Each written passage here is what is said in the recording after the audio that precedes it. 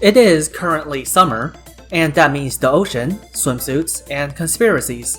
Because what would the summer be without drama? And in the boulevard city of Dossoles, where the Dossoles Warrior Tournament takes place, drama is exactly what we'll find. So hopefully you like the heat, water, and explosions, and without further ado, let's jump in.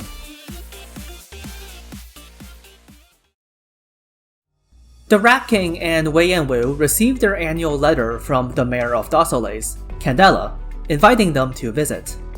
At first the Rat King wanted to turn it down like he always did, but then Fumizuki gives them a call. Fumizuki says she wishes for Yuxia, the Rat King's daughter, to go in Wei's place. The Rat King wanted to say that she's not ready for such an important task yet, but Yuxia says she wants to go, so the Rat King yields. After the call, Wei asks Fumizuki if she actually wanted Chen to go, and she says she does.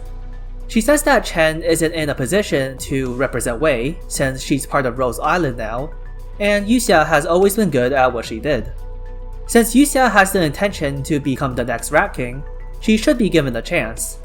Wei is still apprehensive, knowing what kind of person Candela is, but Fumizuki says she would never harm the kids. So Wei too yields. After what happened in Siesta in the last summer event, Chen receives the letter from Fumizuki, telling her to take a vacation in Dossoles. When she arrives, she is escorted directly to the mayor.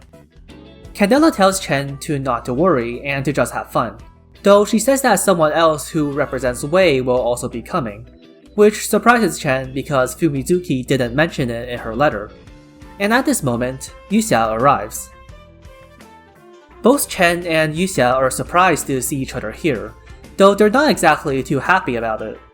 This is due to the events of Chapter 6, which I won't spoil here as it's a pretty major part of the chapter, but just know that Chen believes that Yuxia did something very bad. Candela tells them that she has prepared some extra fun things for them to do. The first is the Dossoles Warrior competition, which she invites them to participate in. The other is about the smuggling of explosives and original products, which Candela says they can look into if they want to for fun. She introduces them to their guide, a diplomat named Ernesto. Chen wanders around the city when Ernesto suddenly calls her and tells her that Yuxia got into a fight. What happened was that Yuxia went to a casino, called out the dealer for cheating, and chased them all the way to the brawl section of the Dossoles Warriors prelims. Chen helps Yuxia defeat the casino's men, and accidentally wins the brawl in the process. The prelims is run by a man named Pancho, who happens to be Ernesto's father. Chen and Yuxia reluctantly team up, and Ernesto joins the tournament with them. Chen remarks that it seems like most of the people living here are soldiers, and Ernesto says that you have to be rich to take a vacation here, and you have to be extra rich to live here. The highest paying job around is becoming a soldier. He says that his father, Pancho, was a soldier too, making it to the rank of colonel, but he was framed and discharged because he wasn't willing to please the higher-ups. He leads Chen and Yuxia to a weapons store that he owns, where he explains the rules of the tournament to them, and Chen, afraid of accidentally hurting someone with her sword, buys a water gun. The first part of the tournament has the competing teams try and find gold ingots in an evacuated residential area. With Chen using her water gun and Yuxia using a glass sword created from sand arts, they beat back the competition and split up. Chen saves Mizuki, another competitor, who then gives Chen his gold ingots. Yuxia, on the other hand, finds a team led by a girl named Rafaela, who instead of focusing on collecting gold, are planting bombs around the residential area. Swire and Hoshiguma, who are also in Dossoles for vacation and have been watching their friends on TV, says there's something odd about how the city is run. Swire says that it turns a blind eye to crime and encourages gambling, while paying its workers' wages way beyond what they would have been paid normally. Swire concludes that whoever's in charge of the city has to be both powerful and crazy. With the conclusion of the first part of the tournament, Yuxia tells Chen about her findings. They both suspect that Ernesto is involved, and Chen says they should report this to Candela, but Yuxia says the city is supported by a shady foundation that Candela actively encourages. She's here to represent Wei, and compared to what happens to the city, she cares more about maintaining Wei's appearance. It seems like they're about to get into a fight, but both of them decide to let the other do their thing. Rafaela returns to the weapons store owned by Ernesto, who, like Chen and Yuxia suspected, is involved in this whole ordeal. They discuss their plans, and Rafaela asks whether or not to assassinate Chen and Yuxia, but Ernesto shuts that idea down, saying that they're good people, and if he had met them earlier, he would have tried to convince them to help. The second part of the tournament is a triathlon, where competitors circle the city and then swim to a cruise ship in an artificial lake. Swire's investigations tell her that the cruise ship was originally from Iberia, and Candela bought it with a large sum of money, heavily modified it, and just left it floating there in the middle of the lake. She wonders how Candela keeps everyone in the city under control, and Hoshi says it's because of all the materialistic pleasures, and no one wants to be parted from it once they got a taste of what it's like. Right off the bat, Chen and Yuxia find themselves being targeted. Ernesto volunteers to act as a distraction and gives Chen and Yuxia a key to one of his other stores, so they can take a shortcut through the basement. Once they arrive, however, an explosion causes the store to collapse, trapping the two under the rubble. Yuxia uses the bombs she took from the first part of the tournament to break out of the building and head towards the cruise ship with Chen. Chen confronts Ernesto, who tells her his motivations. Bolivar was once only a plane. The Iberians arrived first and mined Originium here, until it became ruled by Lithuania, and then later fell into war with Colombia. The Bolivarians, tired of the two countries fighting on their homeland, tried to fight back, calling themselves the real Bolivarians, and creating the current situation where the Lithuanian government, the Colombian government, and the real Bolivarians are all fighting each other. Amidst all this chaos came Dossoles, and while it's a place of peace and prosperity held up by money, Candela has no intentions to reunite Bolivar, which directly conflicts with the real Bolivarians' goals. Chen says that she has seen a lot lately, with the whole Chernobog shenanigan and whatnot, and she deems that nothing that brings fear to others can be justice. She also deduces that Ernesto isn't the actual mastermind behind this, seeing how he willingly gave himself away, which doesn't make sense unless keeping his identity secret wasn't important after all.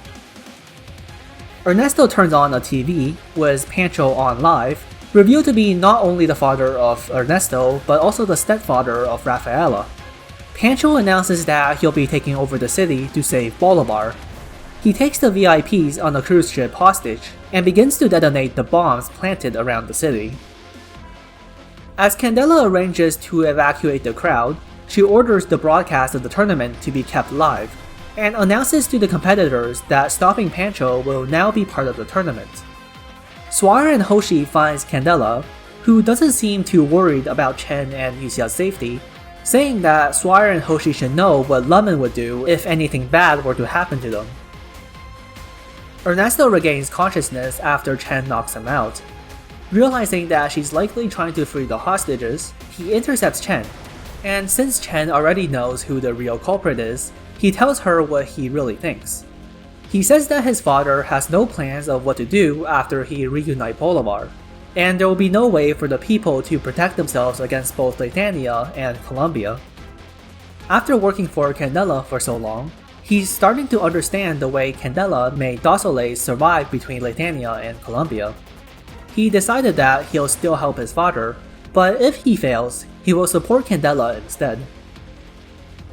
In another section of the ship, Yuxia confronts Rafaela. Yuxia asks why she's doing this, and Rafaela says she's not sure, but her brother and father says that the city is bad, so she listens to them. Yuxia says she should make her own decisions, and blindly following the older generation isn't a good thing. After defeating Rafaela, Yuxia saves Chen from Pancho, and detonates the explosive she planted on the cruise ship. Pancho and his men are brought to Candela, who thanks him for putting up such a good show. She guesses that Pancho had to reach out to one of the other factions to help overthrow her, and says she can even guess who it might be. She also agrees that Pancho truly wants to save Bolivar, but also says that Bolivar has never been independent, yet Pancho and his followers have an unrealistic ideal of what independence is like. Pancho rebukes that no matter what, he is still more righteous than she is, and Candela sighs and says he still doesn't understand what the city's meaning is. That is to say, money. Although the crisis is averted, Candela's attitude left a bad taste in Chen and Yuxia's mouth. On the next day, the two runs into Ernesto. He says he has been fired, which isn't a surprise, but Candela has allowed him to stay for his past merits. He knows what the city is built upon, but he has the feeling that it's the right way because he doesn't see any other way. The story ends with Wei and Fumizuki receiving a photo from Yuxia, with Fumizuki asking if Chen will come back, and Wei saying that she will. So that concludes Dossoles' Holiday, a story about justice and materialism, about a man who wishes for independence, and a city that offers peace by placating everyone with money. It will be up to you, as the listener, to decide which side, if any of them are right. As for Ernesto and Rafaela, or Tequila and La Pluma as they're known on Rose Island, you might be wondering how they ended up here. After the whole Dossoles incident, Chen decided to introduce them to Rose Island, under scrutiny of course. From Chen's reports and Rose Island's investigations, the bombs were planted in the residential area that has been evacuated for the tournament, as Ernesto didn't want to see any casualties. Of course, that isn't to say he is any less guilty, just like how Rafaela's naivety doesn't make what she did any less bad. But like the file says, Rose Island has neither the right nor the intentions to judge whether Pancho or Candela is correct. So although there are some raised eyebrows, Ernesto and Rafaela are allowed in. We are the products of our upbringing, and our experiences is what shapes many of our values. That includes what is and is not justice. I'm sure that many of you will have differing takes on the characters in the story. So, thanks for watching, and I hope to see you again in the next video.